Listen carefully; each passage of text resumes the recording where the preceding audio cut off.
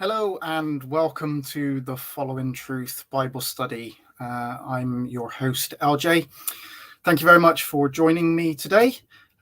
This video is going to be discussing and looking at the evidence for the dating of the Gospels. While recently discussing the historicity and the authority of the Gospel of John, one of the points that was brought up revolving around the Gospel of John was when it was written. I presented some evidence, some of which will be represented here in this study. However, during that study into that subject, I became intrigued by the date of composition of the Gospels as a whole. I have, in the past, looked into this, but I realized that it was probably not in any great detail. I was aware of the commonly asserted dates of our four Gospels, but had not delved in too deep as to why the commonly asserted dates are as they are. Of course, through my other studies, the dates of composition of the Gospels, I had brushed up on the evidence and looked at it in brief, but never really taken a hard look at the evidence. I guess I simply went with the crowd on this one. Now, not being one who simply goes along with the crowd and armed with the knowledge that usually when I do so, I later find out through my own study that the crowd was wrong all along, I decided that this was yet another subject that I was going to have to jump into and examine for myself. Now, this study into the evidence for the dating of the Gospels is in no way meant to be a full and concise study. It is not intended for scholars. They are already fully aware of what the evidence is, or at least they should be. I shall be compiling a full and detailed look at the evidence in a future book that I am planning on writing. However, the information presented in this basic study should be enough to give a good understanding on how scholars date the Gospels and why certain scholars give the dates that they do. The biblical canon consists of four Gospels: Matthew, Mark, Luke, and John. Within these four Gospels, we have written accounts of the life and the works of Jesus, the Christ, the Messiah. Most of what is recorded within the Gospels focus on his ministry, from his baptism by John the Baptist in the River Jordan to his death upon the cross. But there is also information contained within that relating to his birth, a very brief story of the boy Jesus at the temple at the age of 12, his resurrection, of course, and then also post-resurrection accounts, and of course his ascension. Now, while I am not going to be specifically arguing for who wrote the Gospels, although I will be touching lightly upon this, rather in a more indirect way, I will save that subject for the book and another study, another video that I am planning on doing. A rather important question to ask regarding these Gospels is, when were the Gospels written? It may surprise some that the answer to this question is not at all straightforward, and in fact, it is highly debated amongst scholars. The very fact that the Gospels are not easily dated is one of the reasons that the dates are so debated. While the general consensus for the date of their composition is between around 70 to 100 AD, the dates actually differ massively between individual scholars. Some, like John A.T. Robinson, date the Gospels very early, to before the destruction of the temple and Jerusalem, while others, like Dr. Robert Price, date them well into the 2nd century, and even possibly into the 3rd century. Now, this is a huge range between scholarship that is all supposedly looking at the same evidence and drawing their conclusions as to the date of composition based on that same available evidence. But this then should lead us to the question, why is there such a discrepancy between scholars and the dates that they suppose? In this study, we're going to look at the evidence that is used to date the Gospels and look at why scholars assert the dates that they do. In order to get a better idea as to when the Gospels were written, it is essential that an honest examination of all the evidence is conducted. We must take into account the evidence that is used to date the Gospels to their generally attested dates, but also the evidence that is used by those that attest both early and later dates. It is vitally important that we do not ignore evidence simply to assert a date of composition that favors our own belief, whether that be an early or late composition. Nor should we do so simply to agree with scholars on when they date the Gospels. As already stated, not all scholars agree.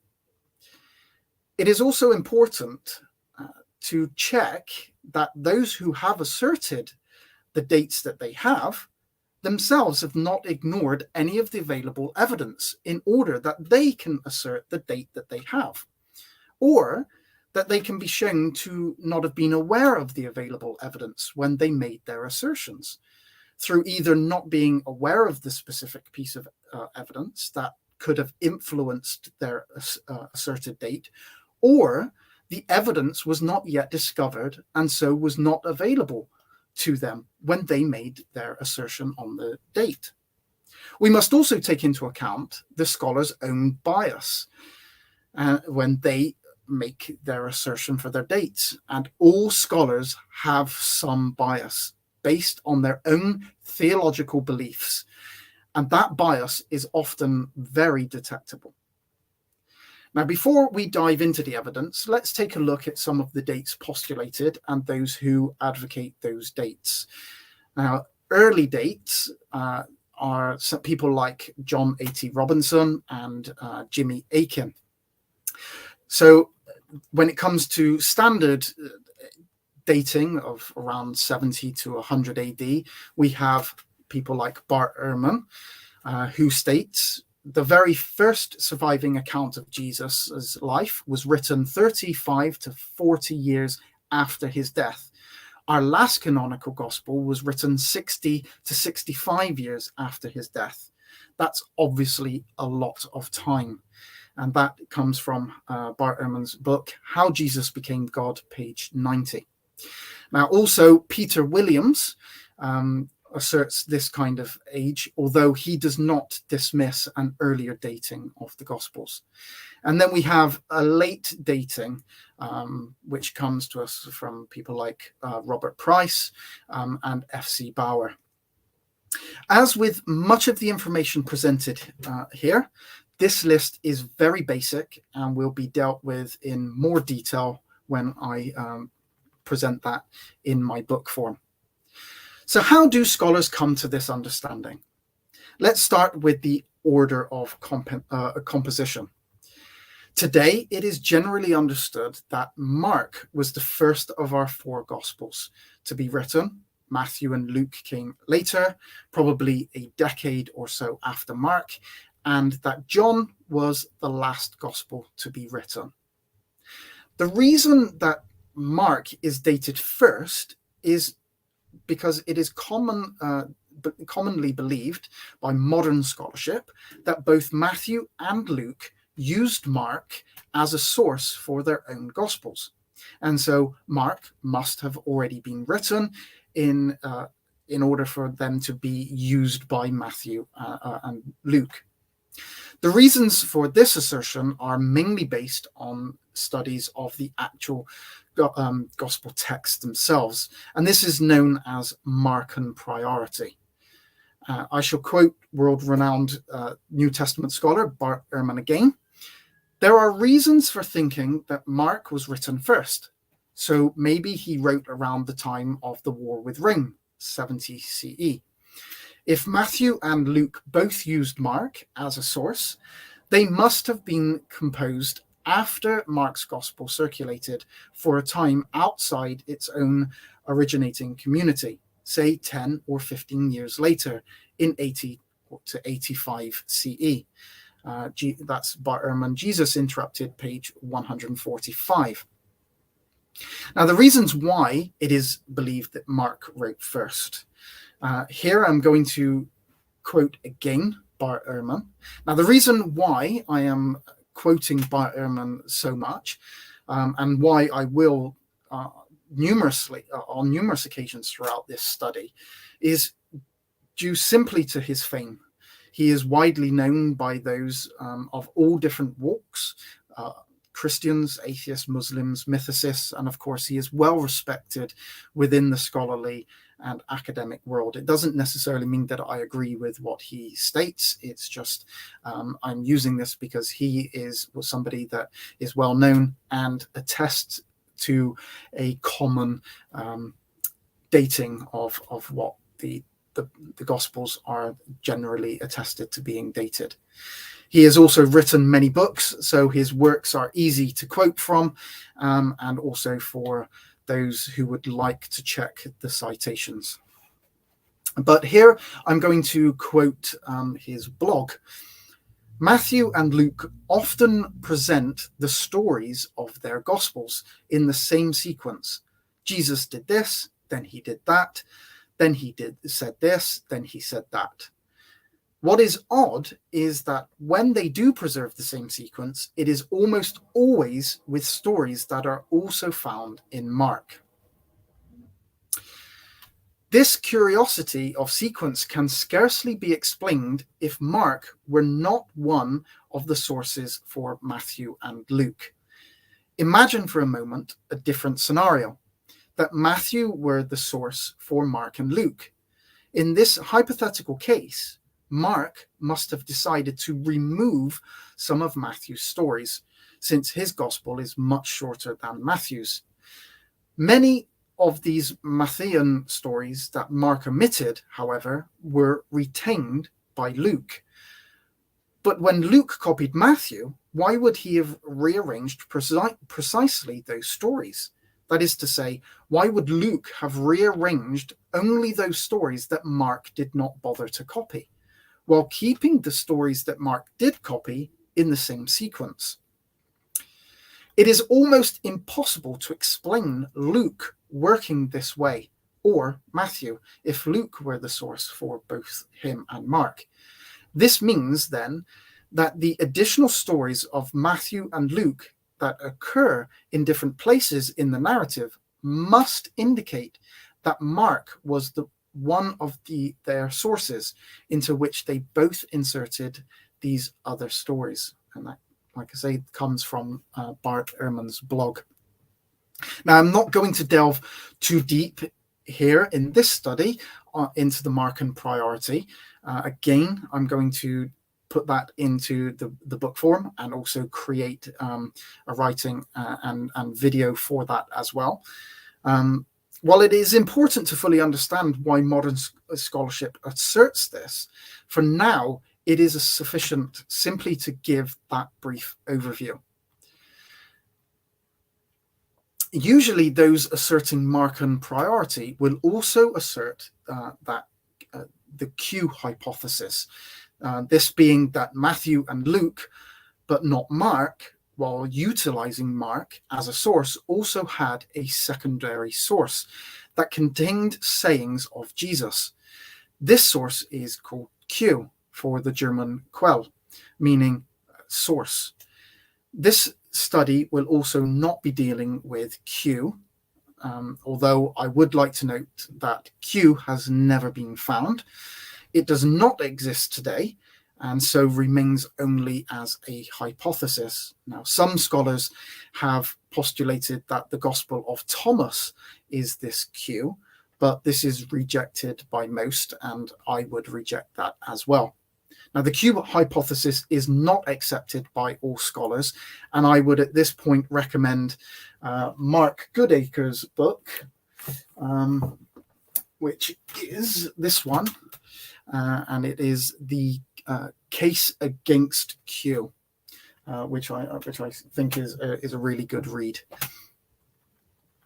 Although the order of Matthew and Luke is not fully agreed upon, it again is the majority view held by scholars that Luke most probably also used Matthew as a source, and so Matthew must have been written before Luke for Luke to have utilized Matthew as a source within his own work.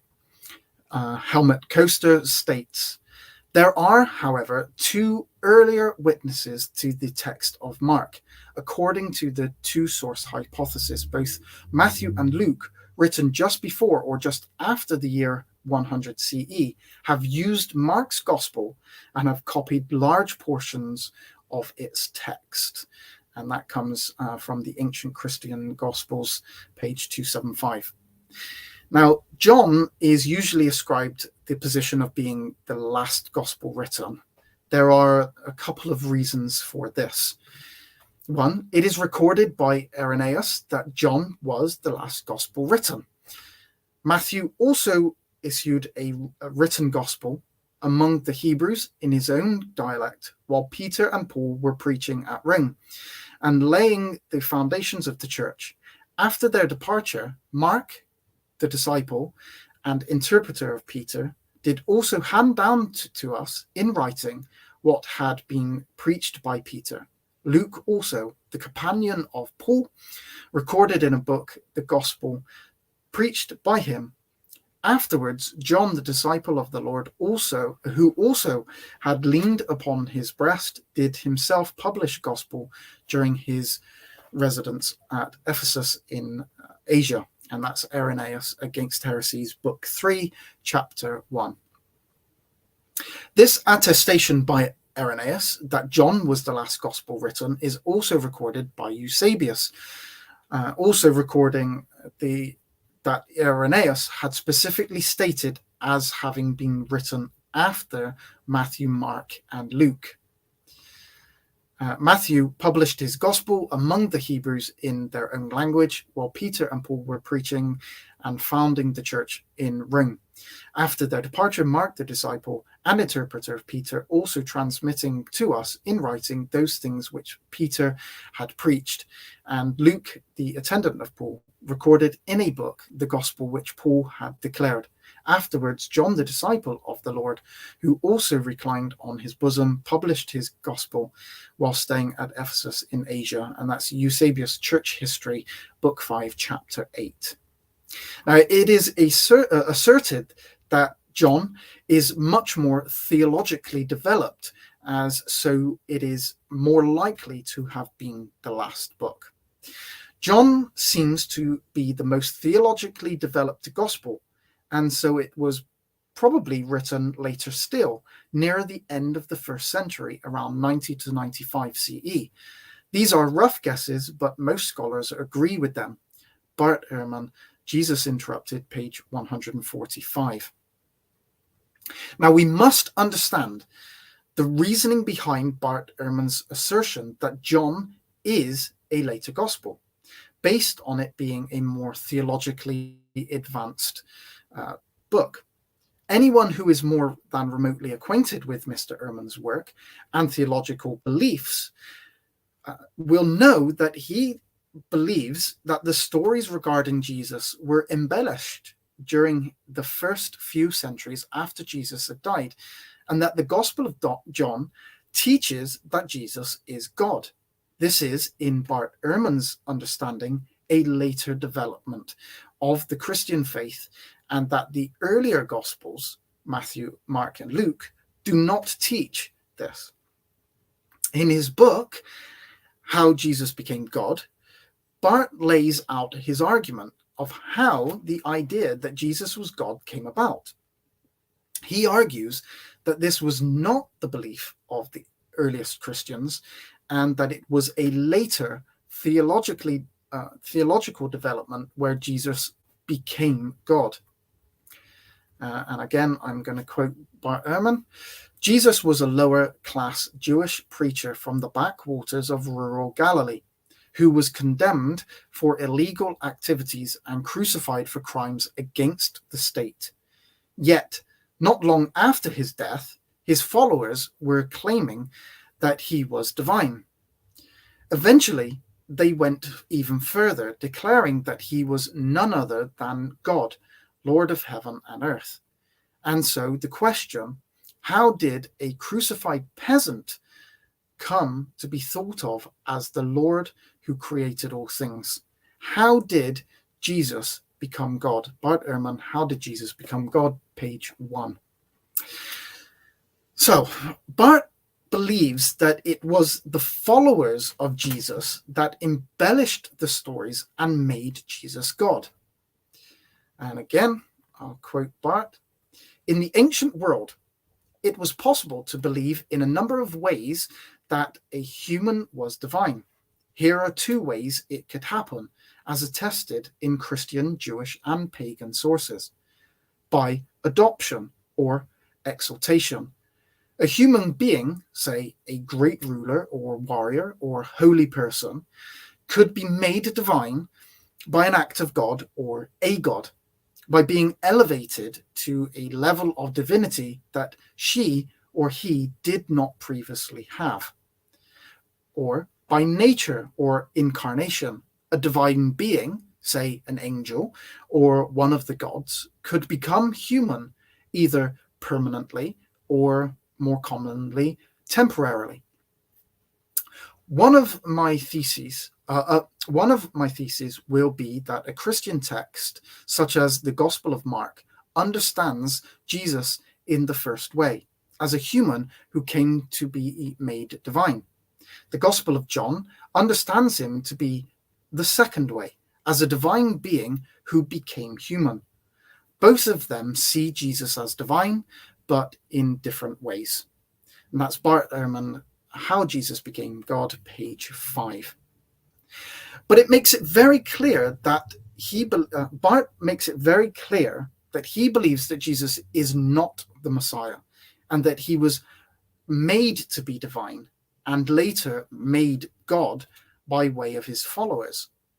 Now, this is why Bart states that he is no longer interested in how God became a man, but how man became God.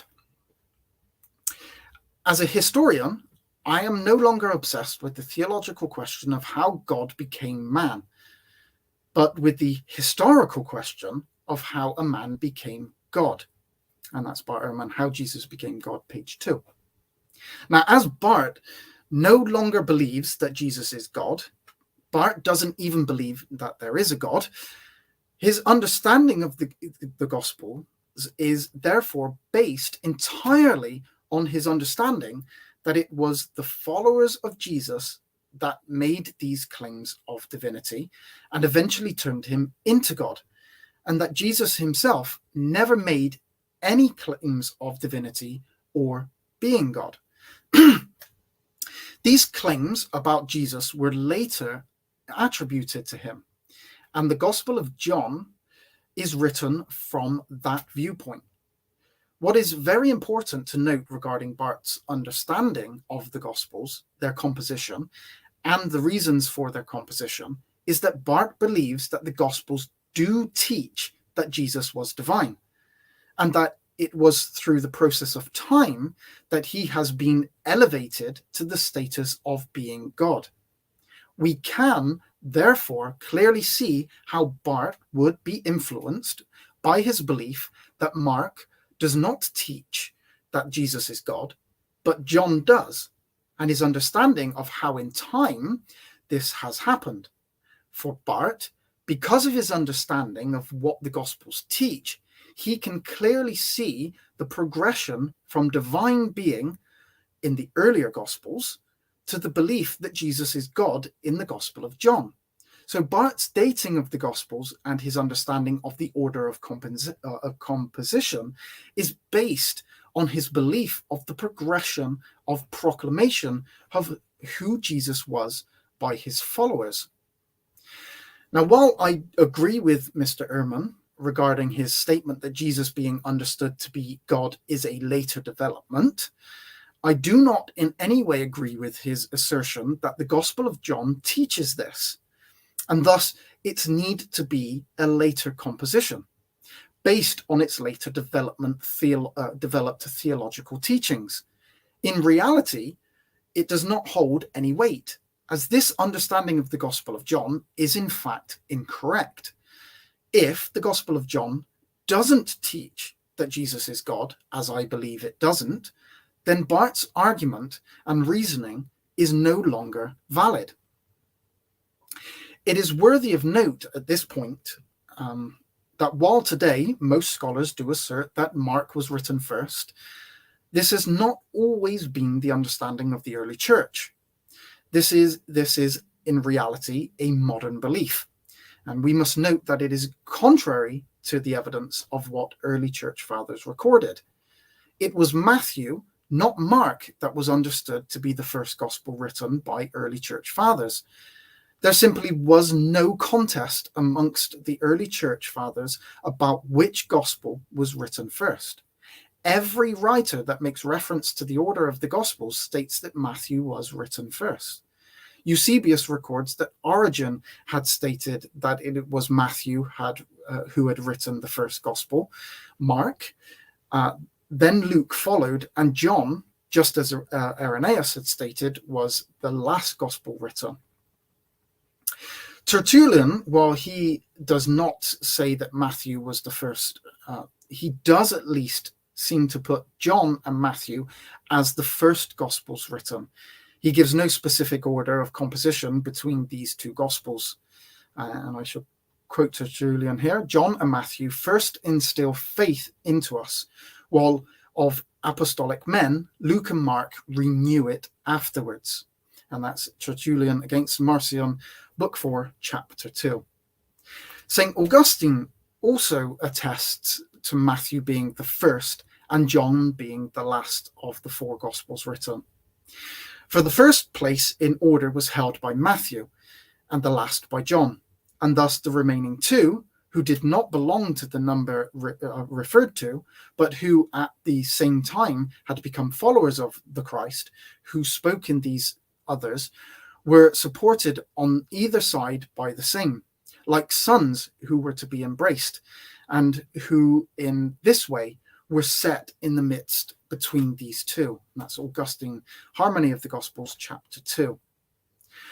So that's how we get the usual order of the written Gospels. And like I said, I will deal with that in a later video. But what about the dates for these Gospels? None of the Gospels come with dates as to when they were composed. We also do not have any original manuscripts of the Gospels, so we cannot use them to date the original composition. We also do not have any specific historically attested dates as to when the Gospels were written. For example, nobody records Mark as having been written in any specific year. So it is actually very difficult to date the Gospels. What we do have, however, are lots of little bits of information that can help us get a better understanding of when the Gospels were written. As stated, we must look at all the evidence and not simply ignore any in order to keep a date range that we would prefer to assert. If we have to ignore evidence to do this, then you are simply not engaging in an honest study of the subject. Firstly, we need to ascertain a terminus a quem, that's the earliest possible date, and the terminus ad quem, the latest possible date. So how can we establish these dates? Well, in order that we do this, we need to give ourselves some solid basis on which to start. Now, Jesus died somewhere around the year 30 to 33 AD. Some historians give a slightly earlier date, even as early as, say, 25 AD. Others give a slightly later date for this death, some between 33 and 37 AD. So if we take the range here from 25 to 37 AD for the death of Jesus, as we know the Gospels were written after his death, this gives us a terminus aequo date of somewhere around 25 to 37 AD. So even if we don't take the more generally accepted range of 30 to 33 AD, we have a good basis to start from. Okay, it's a 12-year range, but probably the best that we can do without anything more specific to work from. So now we have established the very earliest possible date for the writing of the Gospels. We now need to establish the very latest date that they could have been written. Irenaeus, in the exact same passage of writing that we have already seen, where he attested to John being the last of the Gospels to be written, gives us the information that there were 4 Gospels and attributed them to Matthew, Mark, Luke, and John. So Irenaeus is the first person in history to provide a written record of this. Again, that's in the Irenaeus Against Heresies, Book 3, Chapter 1. Now, Irenaeus wrote around the year 180 AD. Therefore, the 4 canonical Gospels must have all been written and in use by 180 AD. This then gives us our terminus ad quem, the latest possible date of composition. Our starting date range has been narrowed down somewhere between 25 to 37 AD and 180 AD. But obviously, this is still a very large range. Certainly, the 4 Gospels were written down within approximately 150 years of the life of Jesus, as the very extremes of these dates would include or conclude. But this is still a rather large range, and we still really need to narrow this down.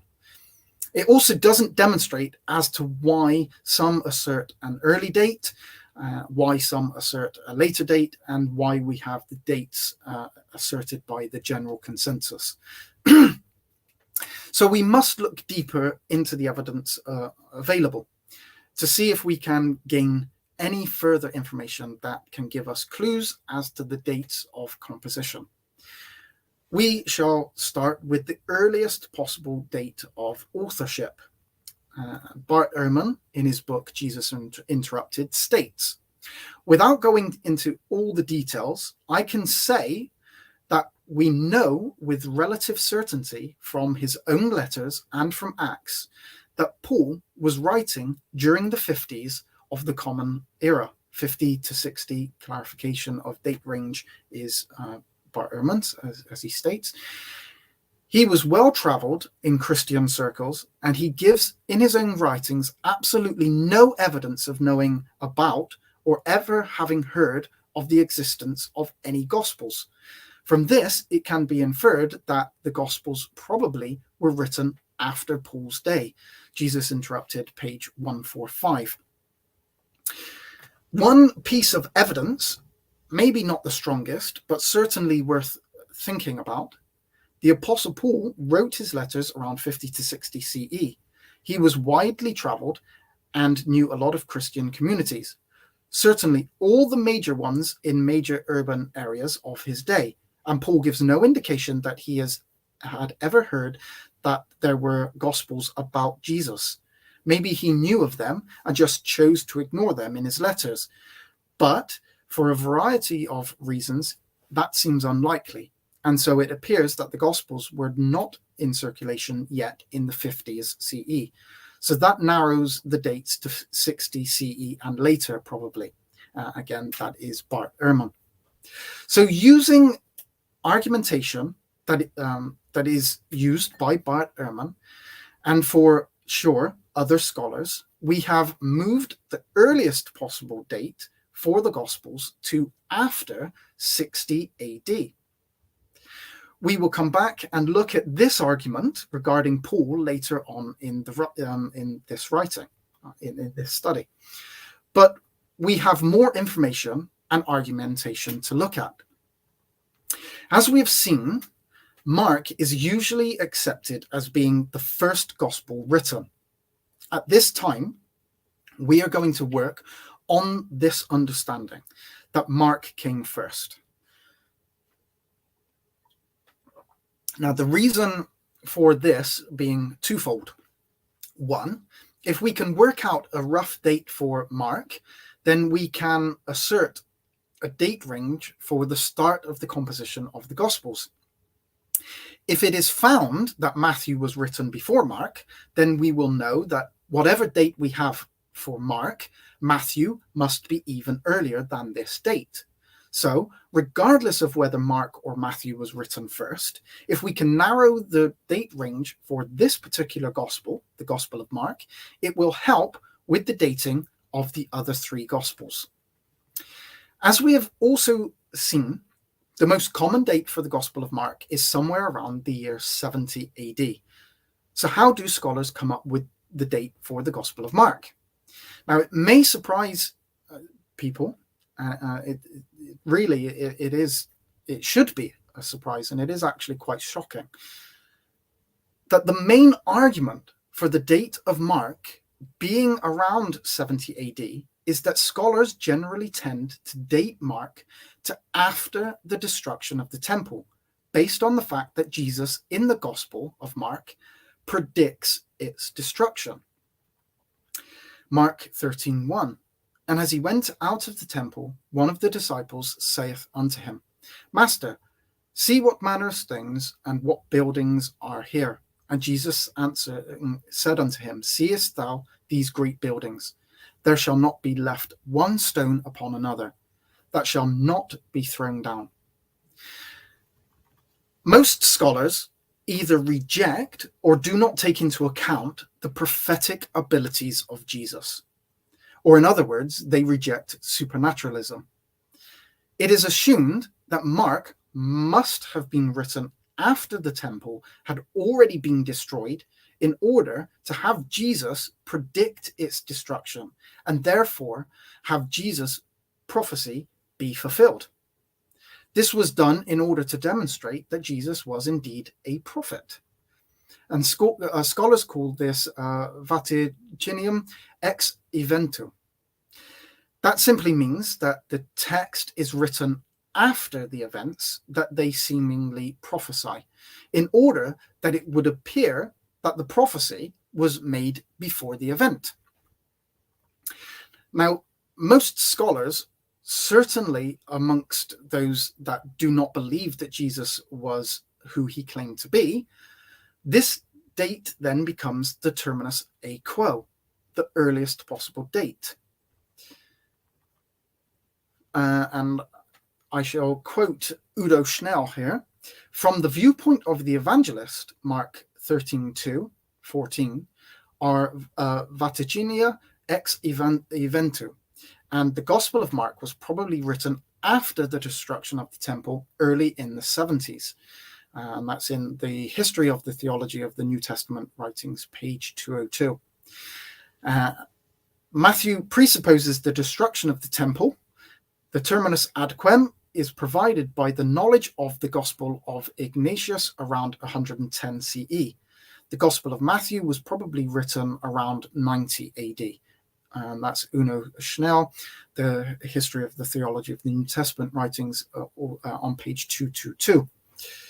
Now, it appears that the Gospel writers know about certain later historical events, such as the destruction of Jerusalem in the year 70 CE, possibly Mark 13:1, almost certainly Luke in 21:20-22.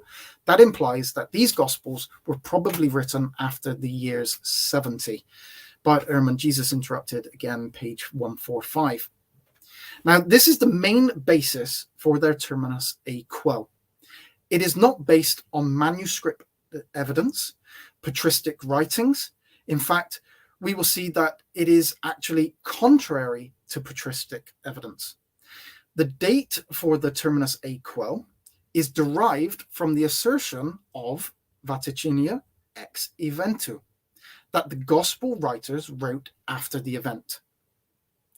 But let us, for the moment at least, take this date as our terminus a quell. If Mark was written first and was written after 70 AD, then the other three Gospels must therefore also be dated after 70 AD.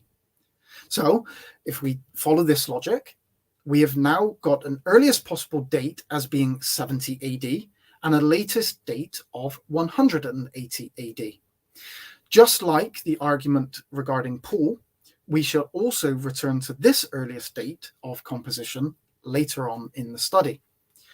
Now, we are now down to a range of approximately 110 years, but can we narrow this down even further? What other evidence do we have that scholars look at, or should look at? Justin Martyr. So again, this is from Bart Ehrman's blog. The first really convincing quotations of the Gospels that are probably allusions. There are probably allusions earlier than this, but these are the most certain ones, come in the writings of Justin Martyr around the year 150. Justin does not name the Gospels as Matthew, Mark, Luke, and John, but he does call certain books the memoirs of the apostles. He quotes them explicitly, and his quotations line up with Matthew, Mark, Luke, and John. It is debated whether he quotes John, but there are two quotations that certainly make it appear that he knows John. Like I say, that's from Bart Ehrman's blog. How do we know when the Gospels were written? Now, Justin Martyr lived between the years 100 and 165 AD. In his numerous writings, Justin makes plentiful use of the Gospels. Some do indeed argue that Justin did not quote from John, but as Bart states, it most certainly appears that he does. Justin most certainly puts forth a logos theology, and I shall give a few examples. For not only amongst the Greeks did reason, logos, prevail to condemn these things through Socrates, but also among the barbarians, where they condemned by reason or the word, the logos himself, who took shape and became man and was called Jesus Christ. And that's in the First Apology 5:4. Now, this certainly recalls the prologue of the fourth Gospel. Justin refers to the word as divine for the restraint which human laws could not effect, the word insomuch as he is divine, First Apology 10:6. And secondly, that Jesus Christ is the only proper Son who has been begotten by God, being his word and his first begotten and power, and became a man according to his will, First Apology 23. And I could quote more there. But Justin almost certainly makes use of John 3:3, verse 3 and 4. He states, "Except you be born again, ye shall not enter into the kingdom of heaven." Now that it is impossible for those who have once been born to enter into their mother's wombs is manifest to all. Justin Martyr, First Apology, chapter 61. The information regarding being born again and not entering back into the mother's womb is found in a discussion between Jesus and Nicodemus in the third chapter of John 3:3 and 3:4. Jesus answered and said unto them, "Verily, verily, I say unto thee, except a man be born again, he cannot see the kingdom of God." Nicodemus saith unto him, "How can a man be born when he is old? Can he enter the second time into his mother's womb and be born?" Now, Justin's knowledge of the Gospels, at least the Synoptic Gospels, if one still wishes to reject Justin using the Gospel of John, brings our terminus ad quem down from 180 AD to somewhere around the middle of the first century, 150 AD. This means that we only have an 80-year range, 70 AD to about 150 AD. Now, this already has given us a latest date for the writing of the Gospels as being no more than around 120 years after Jesus died. Now, I'm going to pause a moment and deal specifically with the Gospel of John and those that would assert a late date. And I will also be expanding the dating of John in a later video, and I have done it in a previous video as well.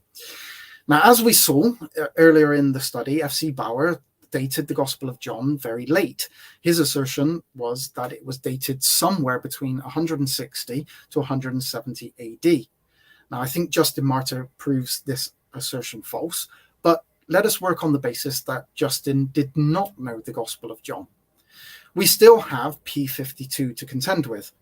Now, Baur was born in 1792 and died in 1860. Therefore, he was not alive when the discovery of P52 certainly made such a late date of the Gospel impossible. Now, P52 is a very small fragment measuring approximately 3.5 inches by 2.4 inches of the Gospel of John. And it was discovered or rediscovered in 1934, long after Baur had died, so he wasn't aware of that. Initially, P52 was given a very early 1st century date. However, this dating has been questioned, but still today the most common date is around 100 to 150 AD, although it must be mentioned that some scholars date this into the latter part of the 2nd century, and some even into the 3rd century, although such a late date is asserted only by a few. Martin Hengel argues that P52 has made it improbable for a late dating of John. The time is past when Protestant hypercriticism could put the 4th Gospel in the middle of the 2nd century. P52 makes it improbable that it was written after 110 AD. In other words, the terminus ad quem is really the time of Trajan, and that's in the Johannian question, page 3.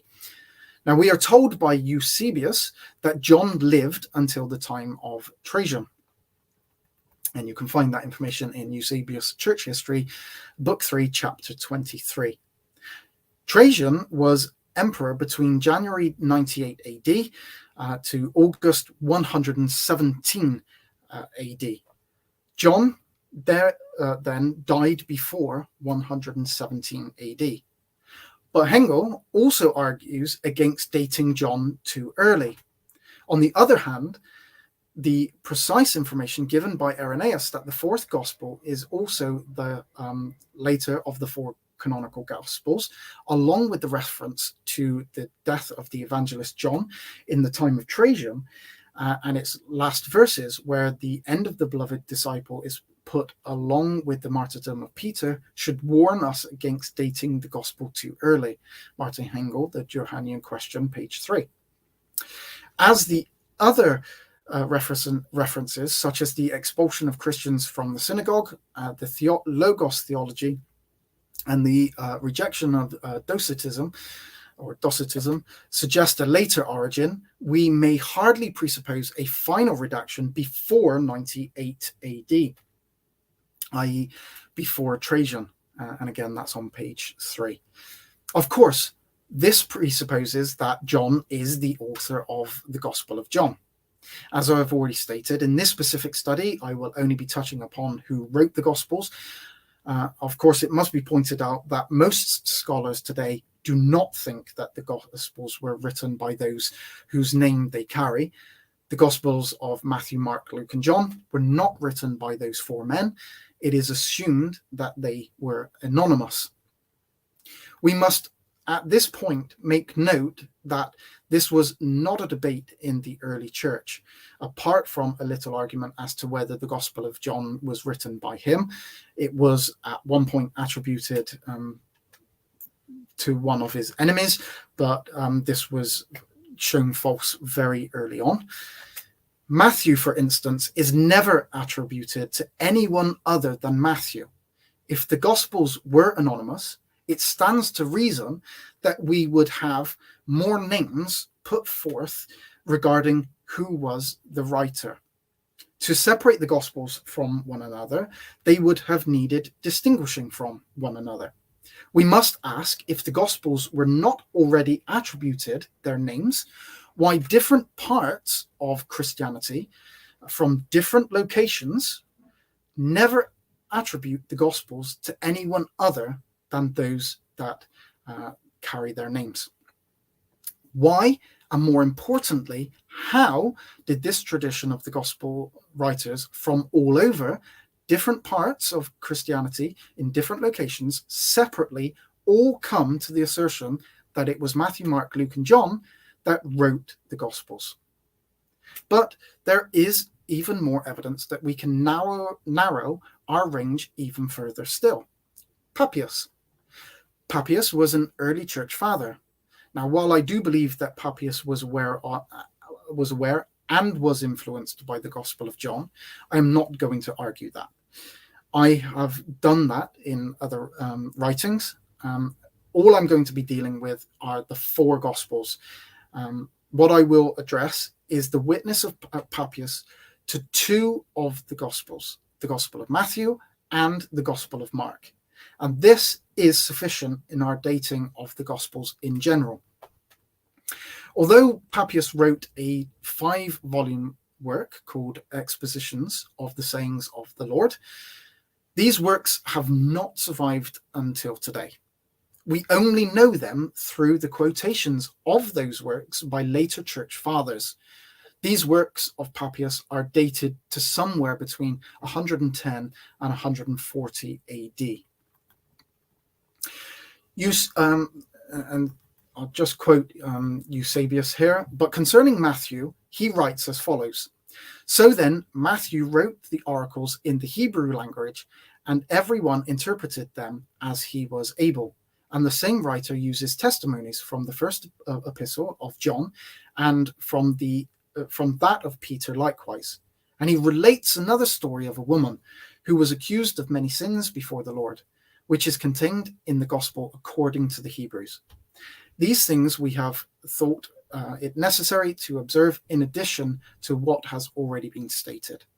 Eusebius Church History, chapter 3, book 3, chapter 39. Now, Eusebius records the attestation by Papias that Mark wrote a gospel. He makes mention that Mark, despite not being a direct follower of the Lord, learned what he knew from Peter. Mark only included what he remembered from what he had heard from Peter and added no falsities. Papias claims to have gotten this information from John the presbyter. Papias gives also, in his own work, other accounts of the words of the Lord on the authority of Aristion, who was mentioned above, and traditions as handed down by the presbyter John. This also the presbyter said, Mark, having become the interpreter of Peter, wrote down accurately, through, though not in order, whatever he remembered of the things said or done by Christ. For he neither heard the Lord nor followed him, but afterwards, as I said, he followed Peter, who adapted his teaching to the needs of his hearers, but with no intention of giving a connected account of the Lord's discourses, so that Mark committed no error while he thus wrote some things as he remembered them. For he was careful of one thing, not to omit any of the things which he had heard, and not to state any of them falsely.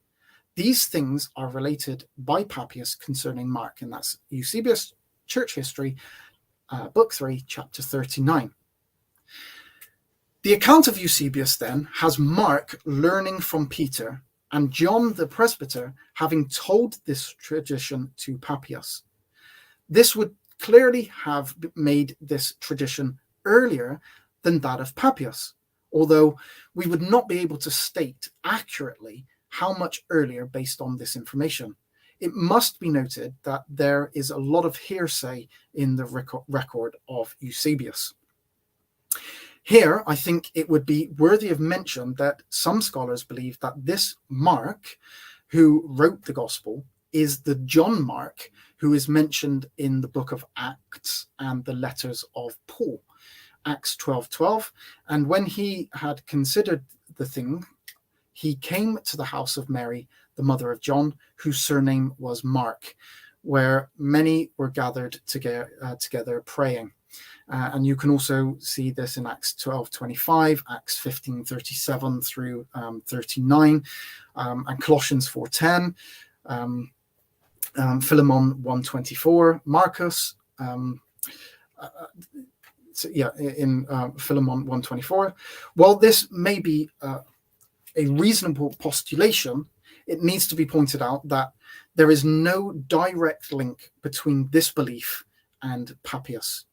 Whether or not this is factually correct is in no way settled, uncontested, nor is it universally agreed upon. So the Gospel of Mark may have been written by the Mark mentioned in the book of Acts and some of Paul's writings, but it's certainly not 100% and certainly not agreed upon. Despite this, if we take the information regarding Mark having written his gospel attested to by Papias as factual, then we can say that the Gospel of Mark was written no later than 140 AD, but almost certainly much earlier than this, and using Papias as our point of terminus ad quem, rather than the tradition that Papias refers to, we could possibly have a date of 110 AD as our latest date for the Gospel of Mark. Now, while this still leaves a maximum of 70-year range, 70 AD to 140 AD, our net is getting smaller, and it is possible, if we take the earlier of these dates, being 110, that we have narrowed our date range down from for the start of the Gospel's composition, at least to that of around 40 years, 70 AD to 110 AD.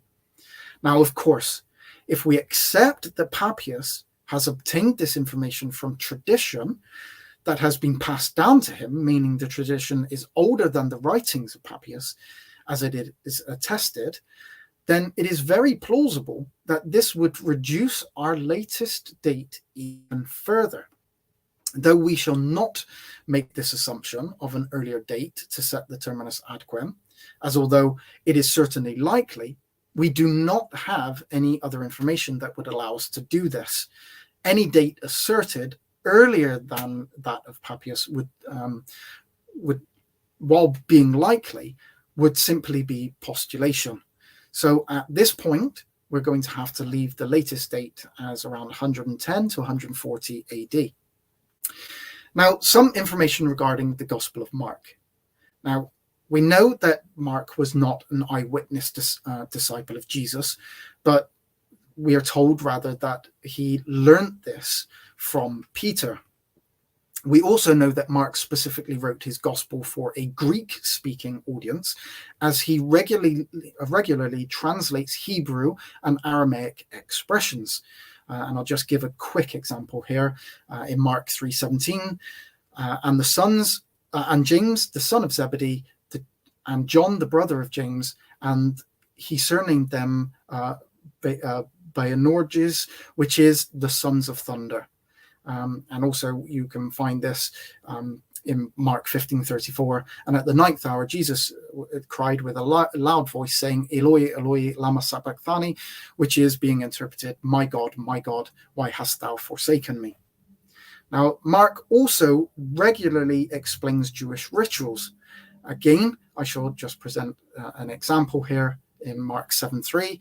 For the Pharisees and all the Jews, except they wash their hands oft, eat not, holding the tradition of the elders. And when they come from the market, except they wash, they eat not. And many other things there be, which they have received to hold, as the washing of cups and pots, brazen vessels, and of tables. So Mark is explaining the traditions of what the Jews do, which would be pointless if he is actually writing to Jewish people.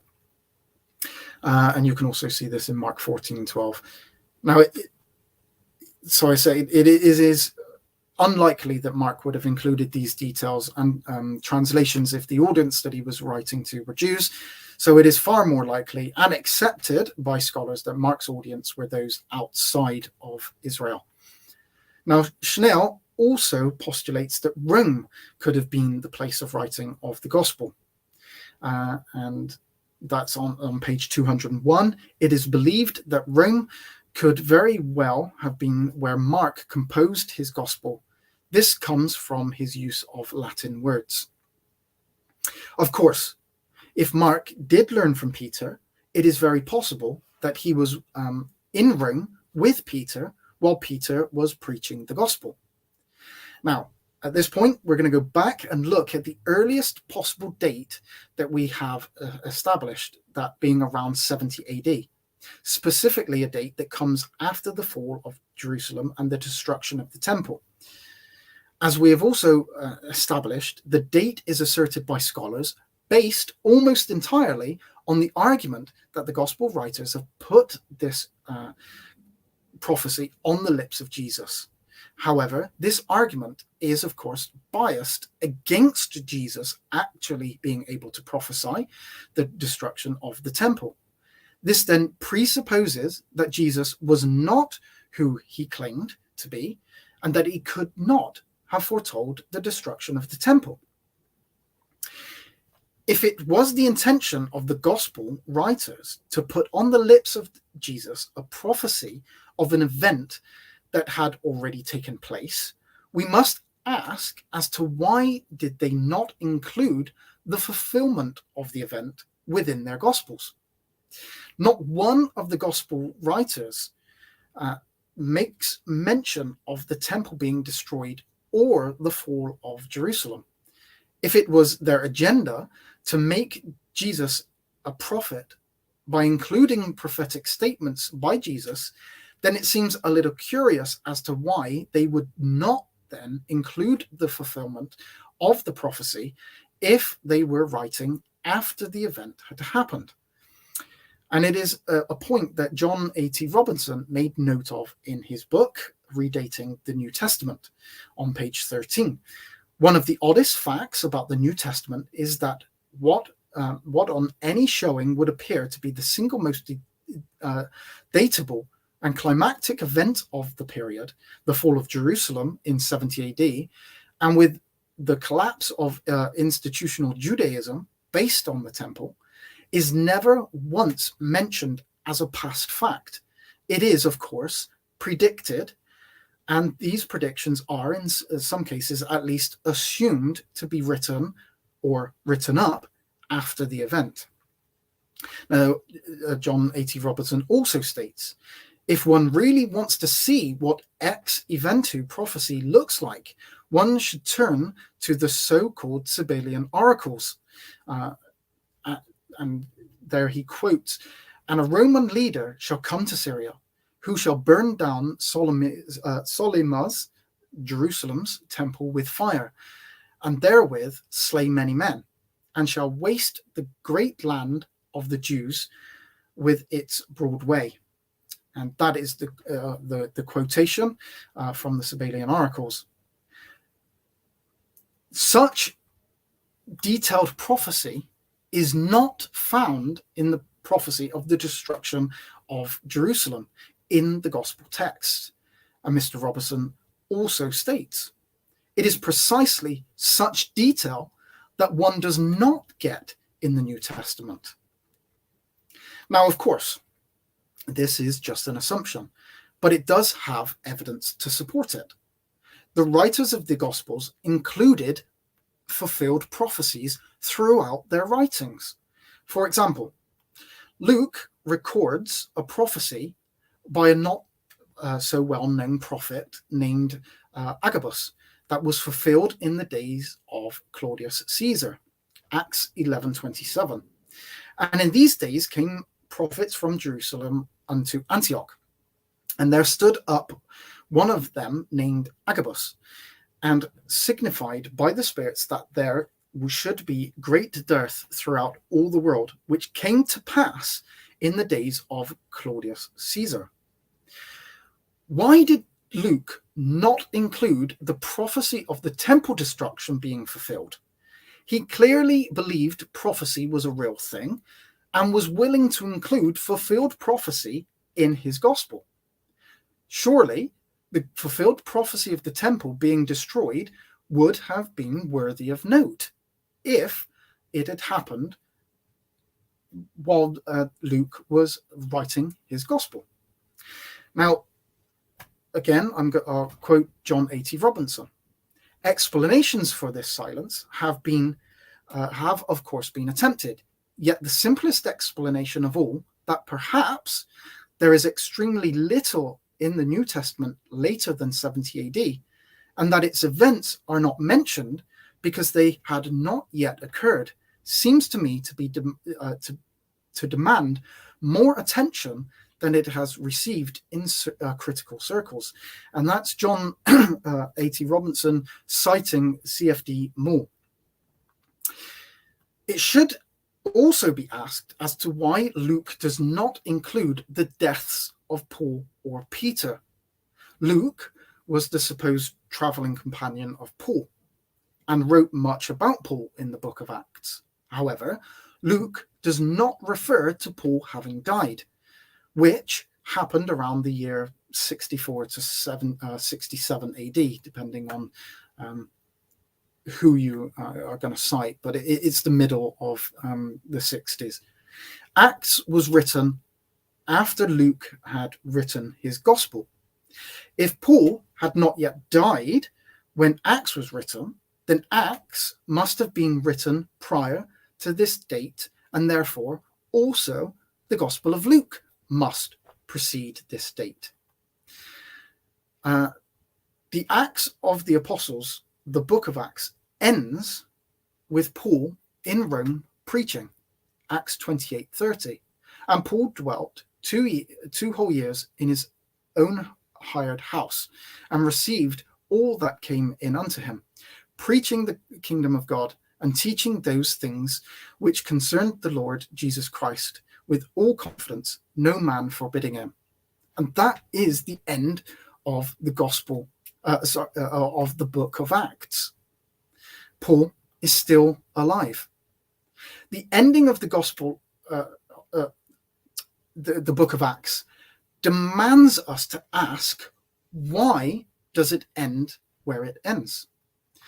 Adolf van Harnack states, throughout 8 whole chapters, St. Luke keeps his readers intensely interested in the progress of the trial of St. Paul, simply that he may, in the end, completely disappoint them. They learn nothing of the final result of the trial. Such a procedure is scarcely less indefensible than that of one who might relate the story of our Lord and close the narrative with his delivery to Pilate, because Jesus had now brought up to Jerusalem and had made his appearance before the chief magistrate in the capital city. And that's Adolf van Harnack, date of the Acts and the Synoptic Gospels, page 95. So it's like saying that one of the gospel writers would just finish with Jesus being handed to Pilate, and that's the end of the gospel. There is no more recorded. The gospel of the book of Acts ending where it ends is very peculiar indeed. Luke had no problem recording the death of the followers of Jesus. The death of Stephen through stoning is explicitly recorded in the book of Acts, in Acts 7:54 through 60. Luke is also silent on the death of James, the Lord's brother, in 62 AD, as Mr. Robinson also notes.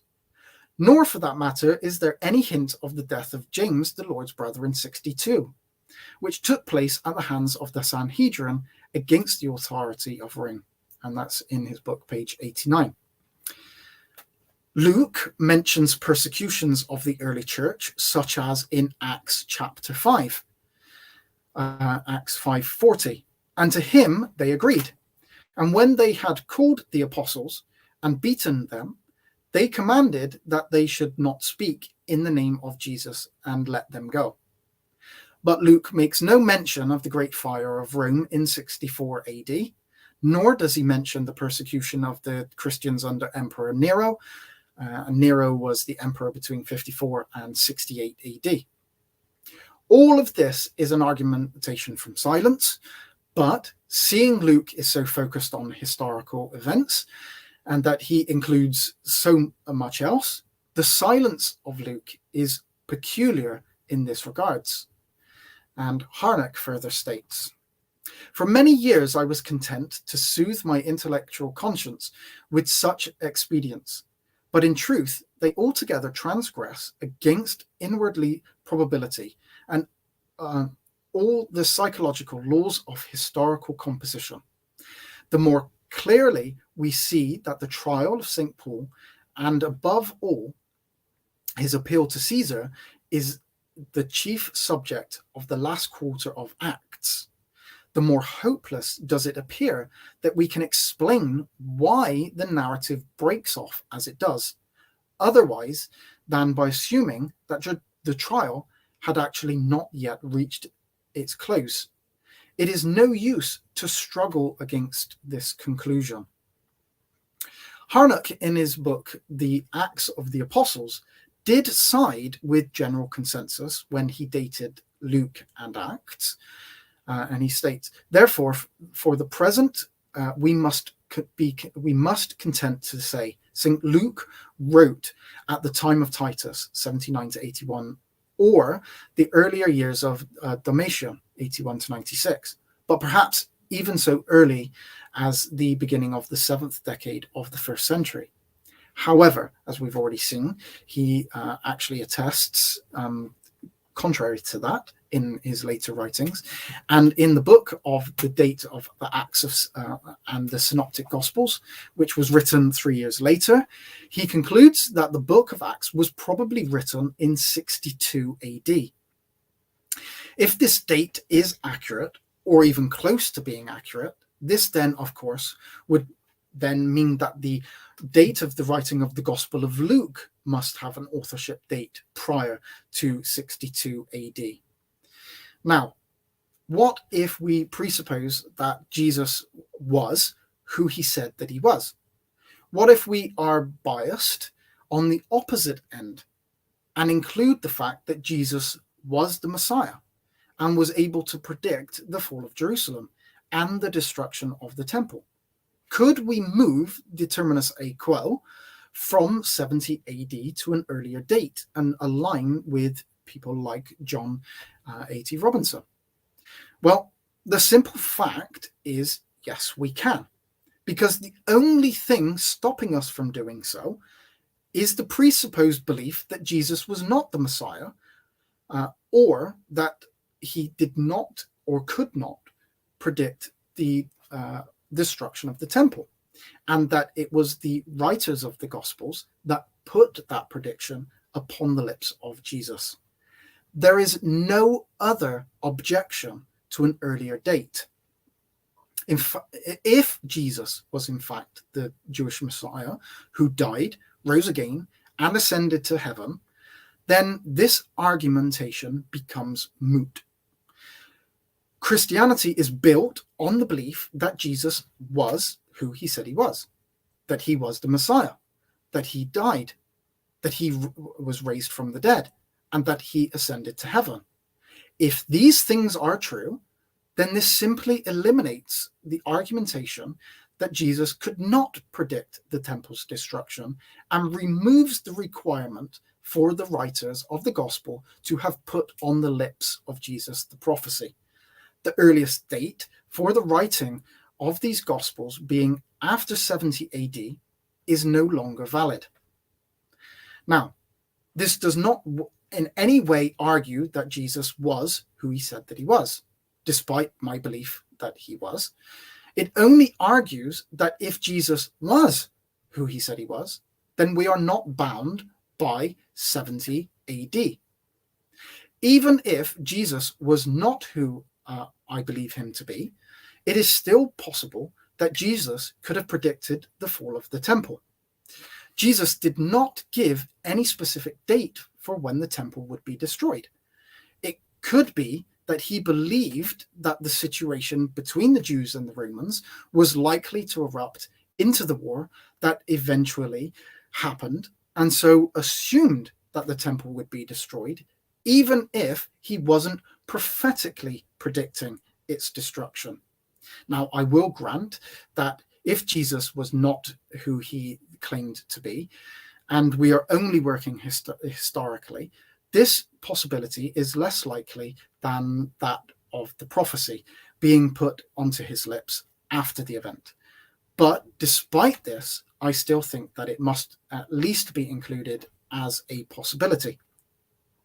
So, by removing this presupposition, we are no longer limited to 70 AD as the earliest date. The physical evidence does not in any way make an earlier date impossible. There is nothing, as far as I can see, in the theology. This is John A.T. Robinson again. I'll quote him. There is nothing, as far as I can see, in the theology or history of the gospel or Acts that requires a later date if the prophecies of the fall of Jerusalem do not. From the internal evidence of the two books, we should therefore conclude, just as Eusebius did, that Acts was completed in 62 AD, or soon after, with the Gospel of Luke sometime earlier. So, if Acts was written in 62 AD, and by default the Gospel of Luke prior to this date, then we are also then forced, again by default, through Markan priority and the acceptance that both Mark and Matthew precede Luke, to now have to give both the Gospels of Mark and Matthew a composition date that also predates 62 AD, and likely by some considerable time. If, as much as scholarship asserts, Luke was written around 10 years after Mark, then we would have to date Mark to a maximum of 52 AD, and in all sound reasoning, to an earlier date, probably pre-50 AD. So, what is the evidence for an early dating of the Gospels? In fact, when we look at the available evidence, what we will see is there is actually supporting evidence that the Gospels, at least Matthew and Mark, were written prior to 70 AD. Yet again, we need to go back to the record of Irenaeus, as there is even more information that we can extrapolate and needs to be taken into account. Matthew also issued a written gospel among the Hebrews in his own dialect, while Peter and Paul were preaching in Rome and laying the foundations of the church. After their departure, Mark, the disciple and interpreter of Peter, did also hand down to us in writing what had been preached by Peter.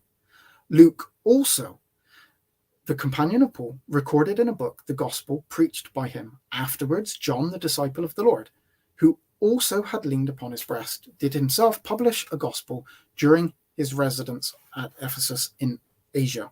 So as we've already seen, here we get the information that Matthew wrote while his gospel, while Peter and Paul were preaching in Rome. Both Peter and Paul died somewhere in the mid-60s of the first century, before the destruction of the temple. If Matthew did indeed write his gospel while Peter and Paul were in Rome preaching, this would then be evidence that at least the Gospel of Matthew was written prior to the fall of the temple. Paul is usually dated to having died around the mid-60s. Paul was in prison for approximately 2 years before he was killed. This now means that Matthew would have written his gospel at least by 62 to 65 AD. At the very latest, as it specifically states, he wrote the gospel while Paul was preaching, not while he was imprisoned.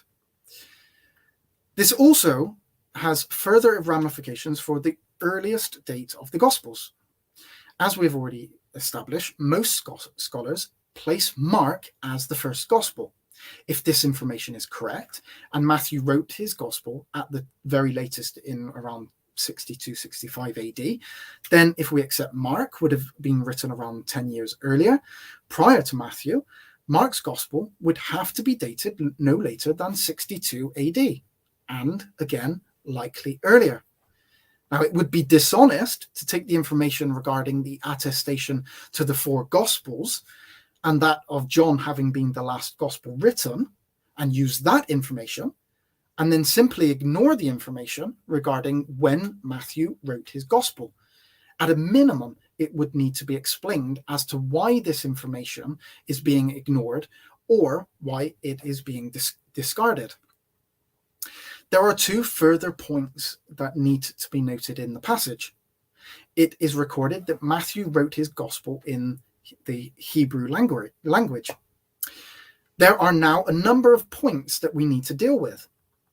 As already seen, Eusebius records that Papias asserts that Matthew originally wrote his gospel in Hebrew, and it was then later translated. St. Augustine, in the Harmony of the Gospels, 2, also recorded that Matthew wrote his gospel in Hebrew.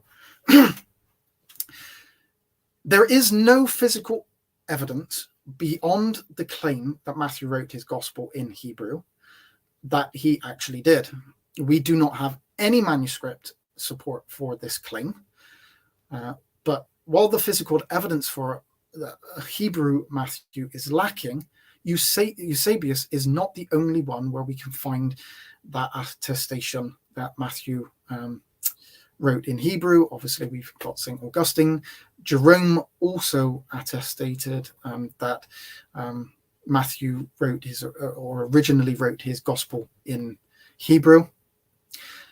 Now, it is almost universally accepted that Matthew was originally written in Greek. It is something that I do believe, that the Gospel of Matthew was originally written in Greek. I don't believe that it was written in Hebrew. I actually believe that the Gospel of Matthew in Hebrew is itself a translation of the Greek, and is later picked up and asserted that Matthew wrote the Gospel in Hebrew, and I don't actually believe that what is being asserted is that Matthew wrote that gospel originally in Hebrew, but that actually Matthew himself wrote the gospel of his gospel that he had already written in Greek and translated it into Hebrew. But that's something that off on a tangent, and it's something that really we don't really need to deal with here. But the plot does thicken. If Matthew did write his gospel in Hebrew at the time of Paul and Peter's preaching, then it itself can mean two things. So it's something that we need to at least look at. Matthew originally wrote his gospel in Hebrew, and it was later translated into Greek. This would not affect the date of composition. Or B, Matthew originally wrote his gospel in Greek, as I stated, and it is generally accepted, but he later wrote in Hebrew at the time Peter and Paul preached in Rome. This would then certainly further push back the original composition of the original Matthew in Greek into the past. So if Matthew wrote the gospel of Matthew at the time of Paul and Peter while they were preaching, and he wrote that in Hebrew at that time, but he is translating that from an earlier Greek gospel that he wrote, that would then push the earlier gospel of Matthew written in Greek even earlier. And of course, obviously, if we then take Mark to be Mark and priority, then we would then again push Mark even earlier as well. Now, it is at least possible that Eusebius records that Mark was written after Matthew had composed his gospel in Hebrew. And he states, after their departure, Mark the disciple, and interpreter of Peter, also terminated to us in writing those things which Peter had preached. Now, we need to ask, does Mark say that or does this say that Mark wrote after Peter and Paul departed to Rome on their preaching mission, or their departure in regards of their death? And it is far more likely that he means that Mark wrote his after Paul and Peter departed for Rome, but it is at least a possibility that he means after their death. Further to this information, Eusebius also records that Clement said that the Gospel of Mark was written while Peter was alive, and that Peter neither forbade its composition nor did he encourage it. And I'll quote Clement here. The Gospels containing the genealogies, he says, were written first. The Gospel, according to Mark, had this occasion. As Peter had preached the word publicly at Rome and declared the Gospel by the Spirit, many who were present requested that Mark, who had followed him for a long time and remembered his sayings, should write them out. And having composed the Gospel, he gave it to those who had requested it. When Peter learned of this, he neither directly forbade nor encouraged it. But last of all, John, perceiving that the external facts had been made plain in the Gospel, being urged by his friends, and they inspired by the Spirit, composed a spiritual Gospel. So if both Matthew and Mark were written while Peter and Paul were alive in Rome, preaching, this could explain why Paul did not utilize the Gospels, if we accept that Paul did not. Or that we accept that he did not utilize the Gospels of Matthew and Mark. Now, this again would mean that both Gospels were written before the temple was destroyed, as both Peter and Paul died before the temple was destroyed. And again, we must ask why we would be ignoring the information that states that Mark was written during the time that Peter was alive. Now, this, of course, is an argument again from silence. If Paul did not acknowledge the existence of the Gospels in his writings, while it would provide good evidence that he was not aware of their existence, this does not necessarily prove that he was not. All it can prove is that he did not utilize them or acknowledge them within his writings. And as already seen, it is a possibility that the Gospels were being written while he was in Rome. However, there are a couple of problems with the assertion that Paul did not know of the Gospels. Firstly, none of the Gospel writers acknowledge Paul or any of his writings anywhere in their Gospels. While Paul would not have been active as a Christian within the life of Jesus, and the Gospels are focused upon that specific time frame, it is strange that if the Gospel writers were writing after Paul had already composed his letters and had converted, that they did not draw upon or utilize anything that Paul had written within their own writings. Now, this again is not hard evidence, and I certainly can concede this, especially in the time frame that the Gospels are honed in on. But the exclusion of any of Paul's works, especially by Luke in his Gospel, strikes me as unlikely, even if maybe a little less unlikely than Paul not referring to the Gospels. For me, anyway, it is worthy of note. Secondly, it is possible that Paul did utilize the Gospels, and we should look at some possible examples of Paul's usage of the Gospels in his works. Now, Paul's reference to marriage in 1 Corinthians 7:10, and unto the married I command ye not, I, but the Lord.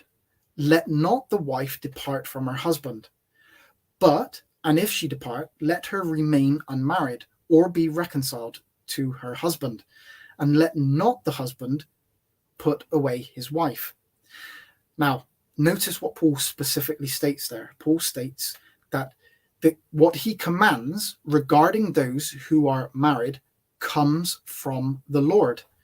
He then states that a wife should not depart from her husband, but if she does, she should remain unmarried or to be reconciled with her husband.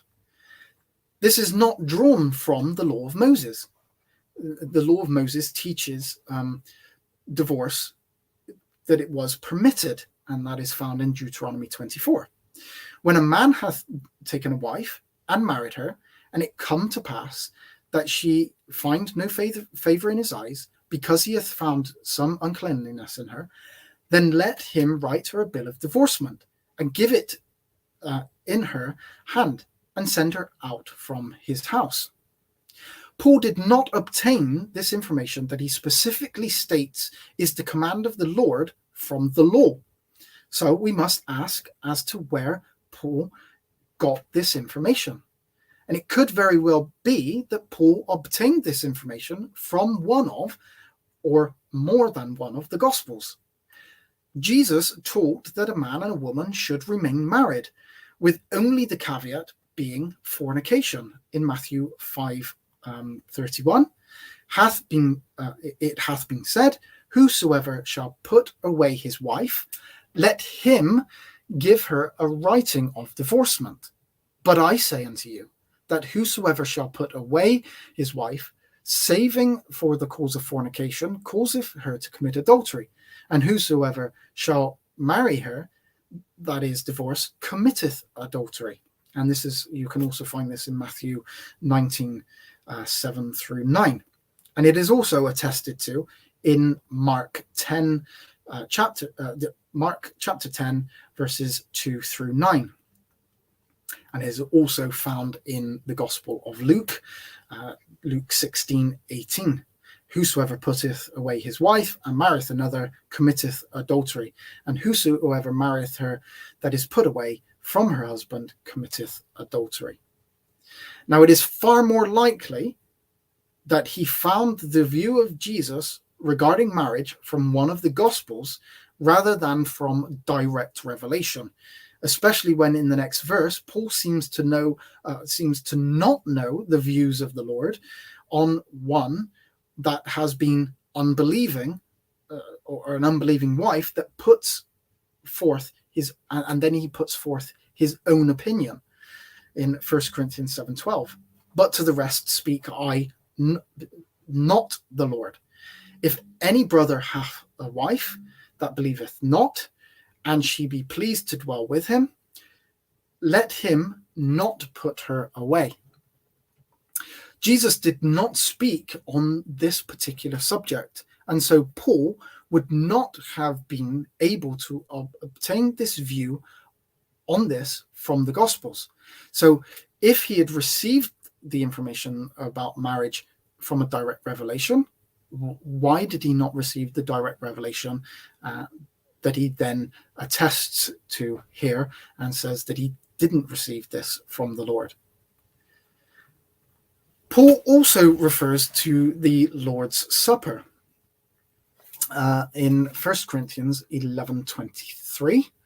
For I have received of the Lord that which also I delivered unto you, that the Lord Jesus, that the same night in which he was betrayed, took bread, and when he had given thanks, he brake it, and said, Take, eat, this is my body, which is broken for you. This do in remembrance of me.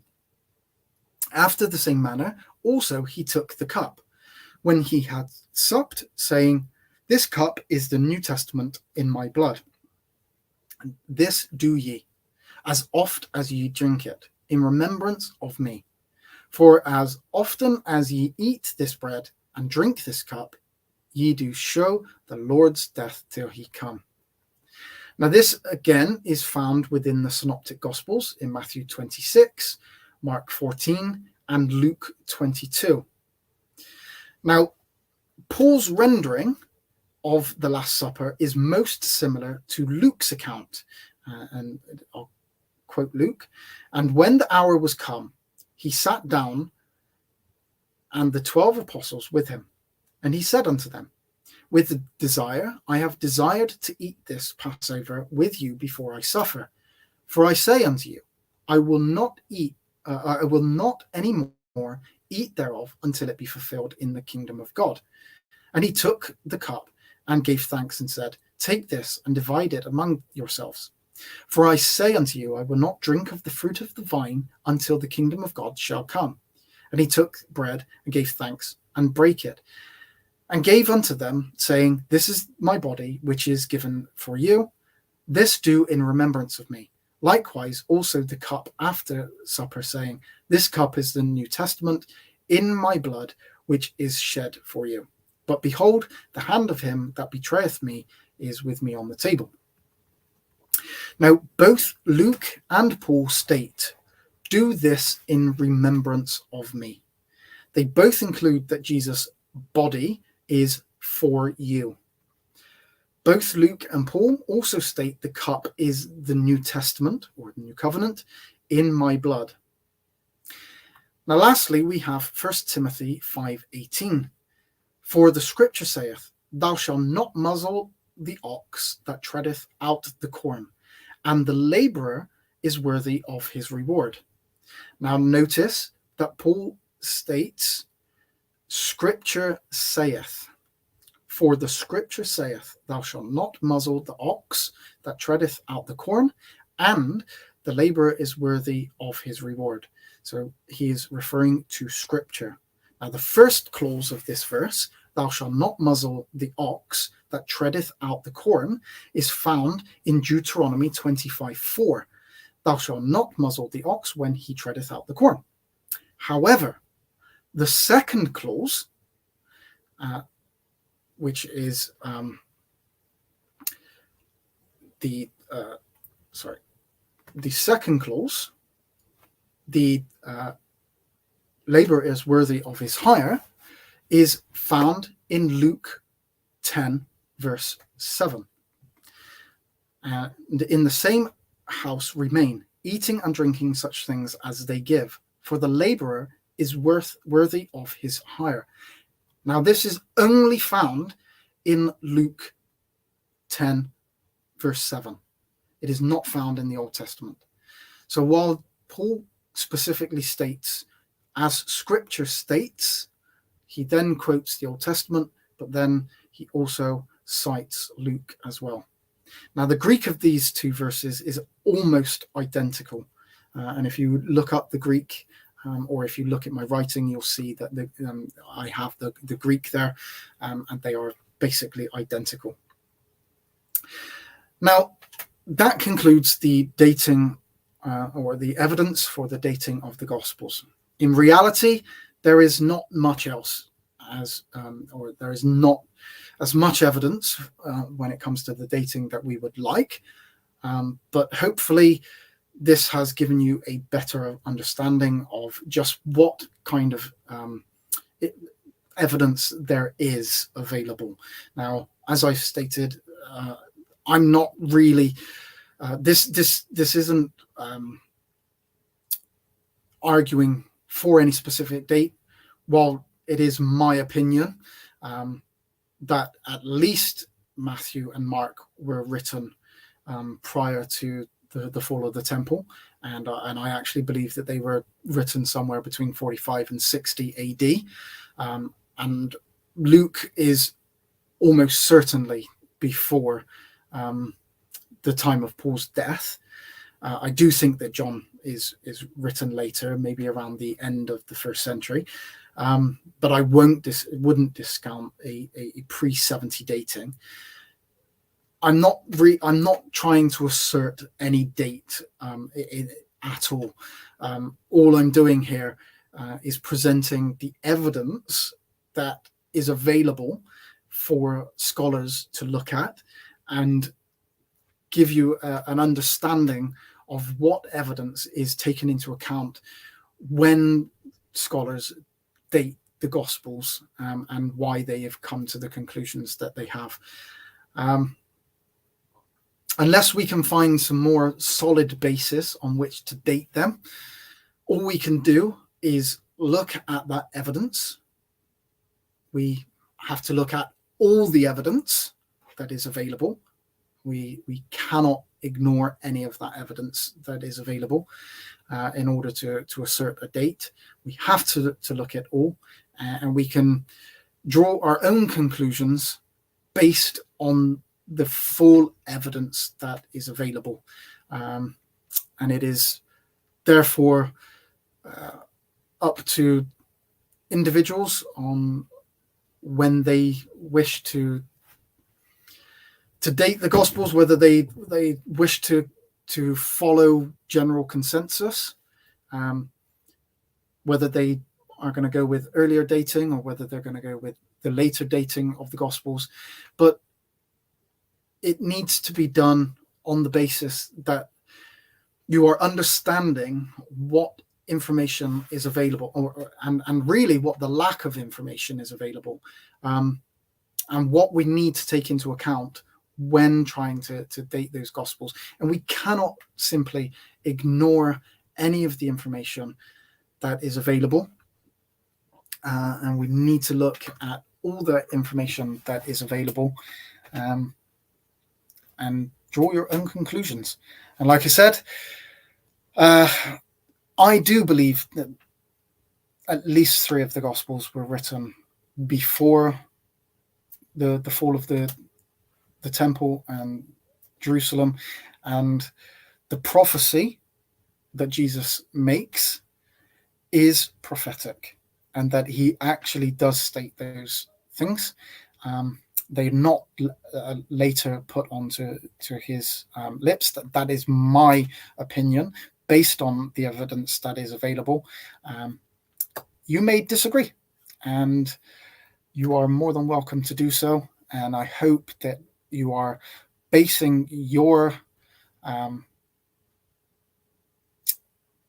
you date the Gospels, you're dating it and basing it on evidence, and not simply trying to align with what traditional scholars state because you don't wish to seem unscholarly, which does happen.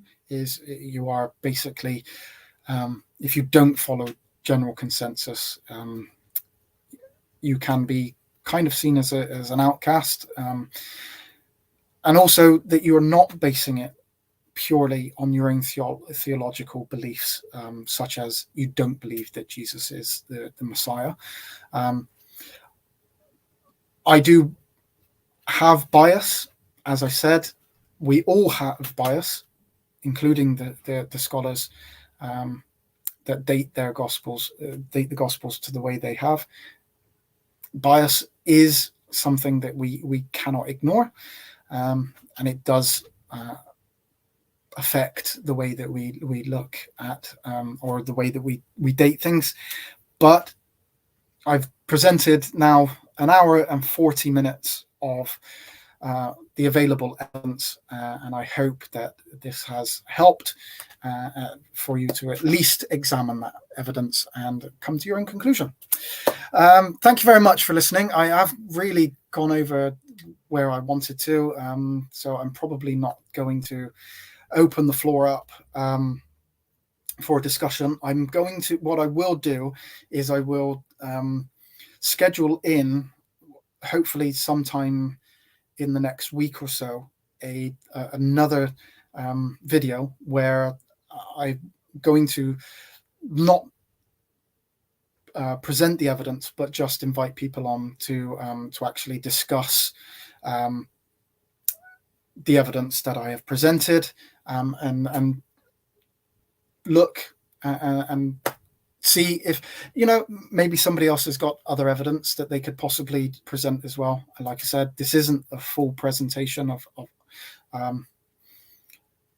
the full evidence and looking at every single thing, but so if anybody else would like to do that, please contact me. and we can arrange to bring you on and discuss the evidence.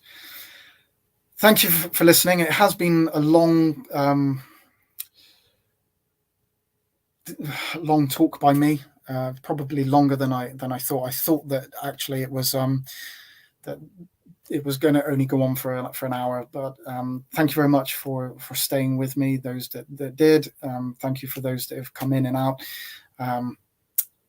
and yeah. I apologize for going on so much, but there was a fair bit to talk about. So thank you very much again. Please subscribe to my channel. It does help. If you would like to have a look at this writing that I've presented, you can do so on my website, www.followingtruth.com, where this writing, Dating of the Gospels, this is presented there. I'm going to be doing a follow-up video and writing on the synoptic problem, and also Markan priority, and looking into to why why it is asserted Markan priority. And also, in the future, I'm going to look into Q, and why I disagree and why I don't believe in Q. But I will also look at the evidence that is available for that and why scholars come up with that. Like I said, I really do recommend Mark Goodacre's book. Where did I put it? The Case Against Q. So yeah, again, thank you very much, and I'll look forward to seeing you on my next video. Thank you.